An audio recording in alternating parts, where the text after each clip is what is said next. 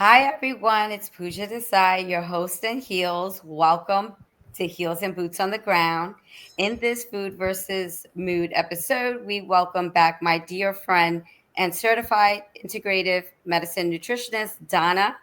Donna, welcome back. Your third Thank you, episode. How Pooja. are you? Good. How are you? Good. In this episode, one that I am actually getting very, very interested in, we are going to talk about menopause and women and hormones. And Donna, I am, you know, with the world of knowledge that you have, we are just so excited to hear what you could share with the world, especially women that may be peri or headed straight for menopause. Any information would be extremely useful. Great. So So let's let's go. start with hormones are very undetected,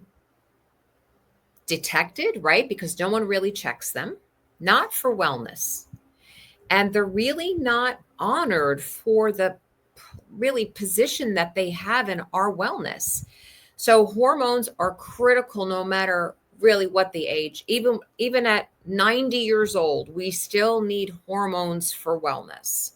So hormones affect everything from our mood, our Mhm. bones, our heart health, our metabolism, our skin, our digestive.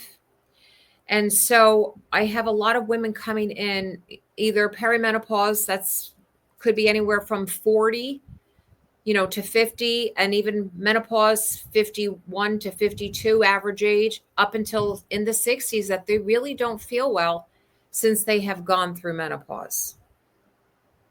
And, you know, recognizing that that's going to be a part of a woman's journey and, having to also recognize that, you don't have no time to sit it out either. You could be going through symptoms, you could go through, hot flashes at any given time. You could be in the boardroom or you could be in the PTA while this is happening.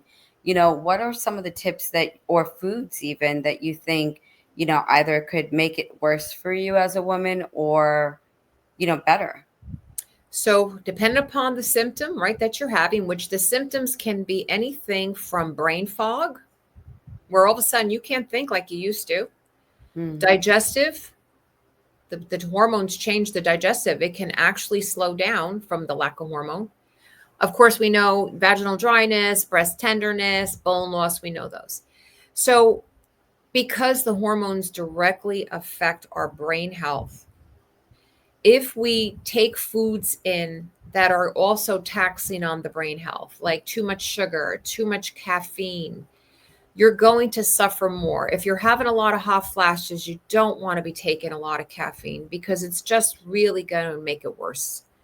So anything that would make the nervous system jangled, which would be, like I said, sugar, caffeine, chemicals in foods, colors in foods, are going to potentially make the symptoms worse for menopause. So I would want to be sure, if I'm heading in that direction, that I was having at least protein 3 times per day with a couple of protein snacks to keep my blood sugar even, because we know the menopausal change can even push women towards prediabetes and Hmm. insulin resistance. Estrogen is critical for the insulin to work. So we know that, there will be changes. And as much as we don't like it, a lot of women complain when they come in that they're getting belly weight, that they're all of a sudden they gain 10 pounds. Like, what's going on? They weren't like this before. So as our body changes, we have to change with it, because Right. it won't be the same. And it's not fair, but it's just the way it is. Happens to men too. They call it, the male menopause. But I think we just have to be mindful that our body's going to be doing different things, and we have to pay attention to it and adjust our behaviors to what's happening with the body. No, that's so helpful. And to that point, I know we started off talking about menopause for women, but you do raise really good topic there too for men as well. I mean, you know, what tips can you give to men, that are probably some of our listeners are, not unsure or how to turn to someone like you and why this is so important in their journey. So men also go through their menopause, right? Isn't it interesting? It's men opause. How come they Mhm. didn't say woman opause, right? Maybe somebody knew this years ago. So men's testosterones are tanking. I mean, I see very young men with low testosterone, late 20s, early 30s. It's so unhealthy for them because it pushes them towards diabetes. They are able to build less muscle mass. They get the man boobs. They become emotionally more delicate. They Right. get the brain fog too, right? And so testosterone is huge for men. But there are natural ways to support testosterone. But of course, if it was terrible, I would make a combination to do for a man. I would have him go to either his primary doctor or urologist, test the testosterone so we know at least where they are. And then from the standpoint of helping the testosterone, we Hmm. know that whey protein, which is one of the, protein shakes, supports testosterone and glutathione in the liver. That's very important. We know that supplements like magnesium, vitamin D, L-carnitine, chromium can also support the testosterone in men. There are testosterone or men's formulas, right? Even if you go into like a health food store, there are vitamins that say men's formula. And a lot of them will have vitamins that support men's testosterone. So I think if it's happening, probably if it was big where a man noticed he was getting a lot of belly weight and his body distribution of fat is changing, go to the doctor, find out, get your baseline, at least know where you are. The other thing that would be very important is the man would have to start doing weight training Hmm. because we know that lifting weights supports testosterone and will help the muscle build. So we know that. And then look and see if there's a lot of stress. Like if a man has a lot of stress, he's going to deplete his testosterone. Right. So I like supplements like I like ashwagandha, I like moringa. These are good supplements to help to support or herbs to support testosterone too.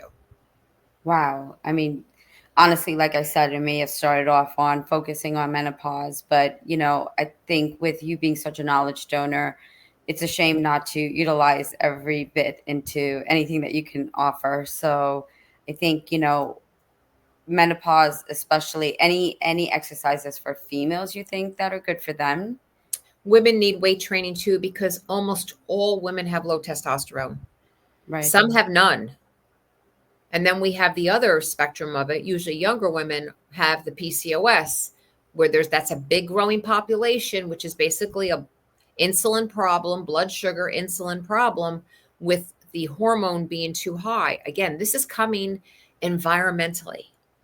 There's a Hmm. lot of estrogens in the food, right? So dairy would be a source, chicken would be a source. So if I test someone, a woman, and she has a lot of estrogen, one way to lower it is to lower the animal protein, mostly chicken and mostly dairy. Lower it because even if you buy hormone free, you're still getting the hormone that was meant for the animal. Wow. And so we need to get our proteins, maybe more fish. Meat, like red meat, does not have as much estrogen as the chicken.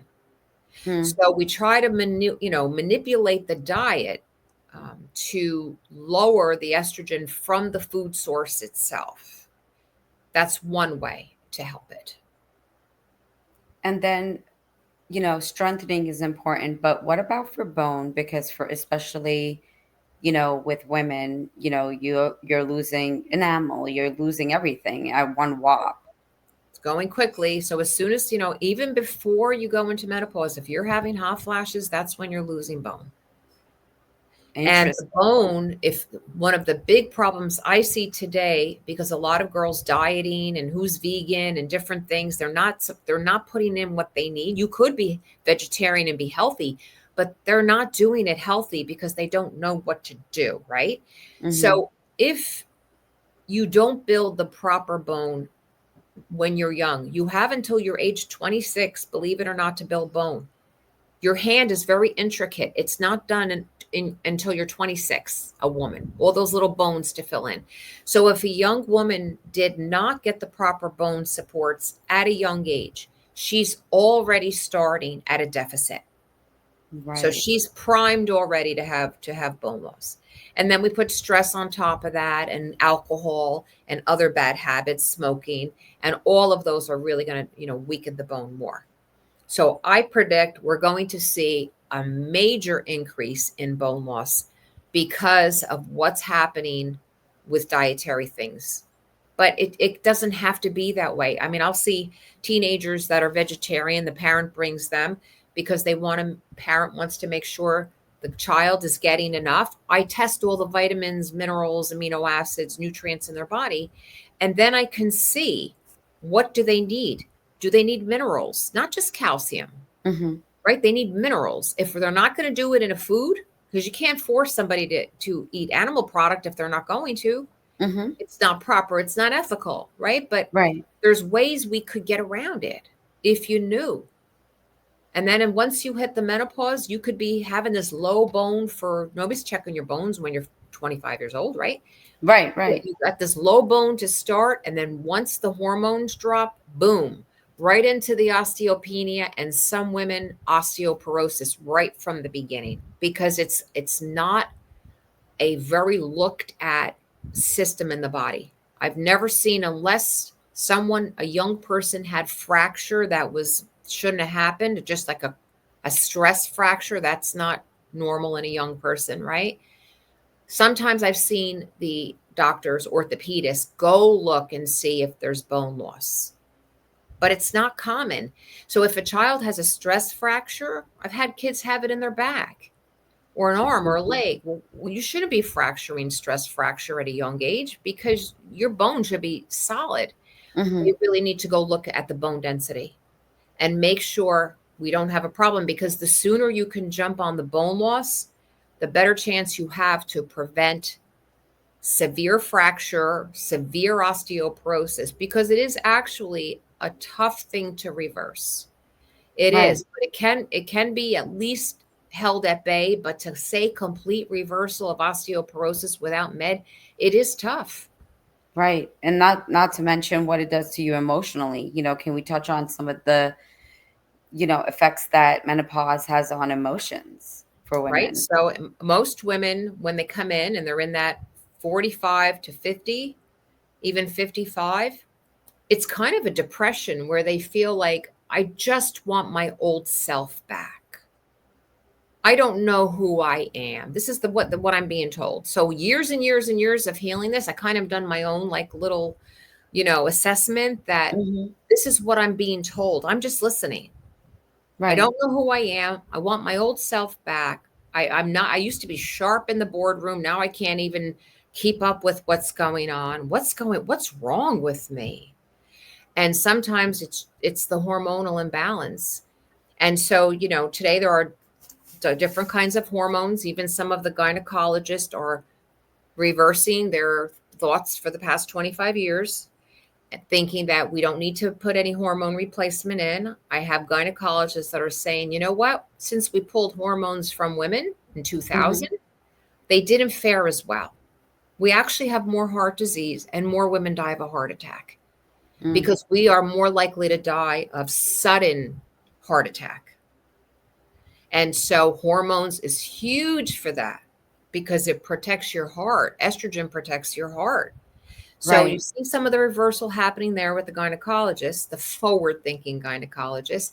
And also for people like me who do holistic health care, we are measuring hormones and we are using from plants, we are using bioidenticals to help give the body extra strength. At the same time, got to reduce stress in menopause because the cortisol eats up the progesterone. Progesterone is your natural calming. Why would we want to eat it up, right? Right. So you got to do it all. You got to reduce stress, eat the right stuff. You have to take the proper supplementation. I'd say get a baseline of hormones because most people are off, and it can easily be Right. replaced in nature.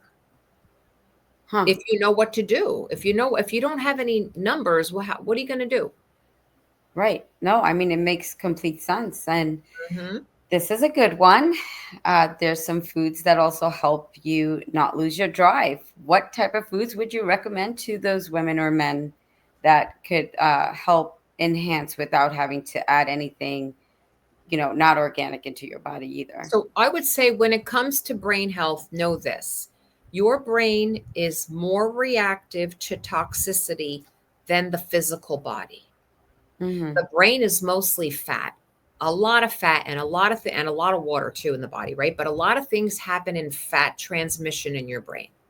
So we know that because our brain is more reactive to toxicity, we want to protect it. Chemicals are not supposed to cross into the blood brain barrier that easily, but they Mm. do. They do, especially if there's been any kind of head injury. It changes the blood brain barrier strength. And so when we're thinking of brain, we're going to think of a couple things. We're going to think about one, keeping our blood sugar even because the main fuel source to the brain is glucose. We don't use fat as the main fuel source to the brain, but we can change it over to fat. That's a keto diet. It has Mm. been done. I've done that years ago with patients that were either couldn't control their seizures. We try Right. to put more fat as the fuel source to the brain to keep it even. So you want to make sure that there's a lot of protein to keep the blood sugar even, and good fats so that the blood sugar is not jumping, because that's the gas in the car for the brain. So we got that piece of it. Then the other piece is keeping the toxicity low, keeping your antioxidants high.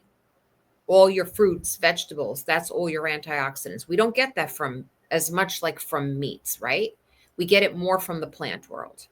Right. And we want to make sure that we have the good fats in the brain because all of the hormonal neurotransmitter transmission needs fat to happen. So, literally, if you don't eat any fat at all, remember there was the fat free craze back in the 80s, Hmm. you shrink your brain. So, you want to make sure that you're eating olive oil, avocados, seeds, nuts. I like coconut things. I think that's good too. So you want to make sure you have the good fats, right? So even when I'm a child, they call fish brain food. It's not Right. new. It's just the refocusing is now happening. I mean, you're so spot on, Donna. I mean, if you think about it, the first telltale sign is you listening to your body and recognizing that something is going on. And, Yes. also tapping into knowing when I eat this, this makes me feel high energy, low energy, and what could I do to support that? So, I can't thank you enough for all the knowledge that you always donate to all of us. Everyone, keep getting used to Donna. She's going to be back as a repeat frequent flyer. Donna, you are amazing. Thank you Just a so world much, of Pooja. knowledge. Thank you, thank you, thank you for this journey together. And I want everyone to know I don't do anything without Donna's blessings because she truly is the person that I go to. And I can only speak for what I have gone through and how she has really helped shape my family in a different, down to where my son won't even put anything in that Donna hasn't recommended into his body. We're not there with the cupcakes. We're definitely not there with the candy. We'll get there. But I think that, it's been such a wonderful journey with you. I mean, what a great friend, mentor. Thank you, Pooja. I appreciate it. Appreciate you, Donna. Have a great day. You too. Take care.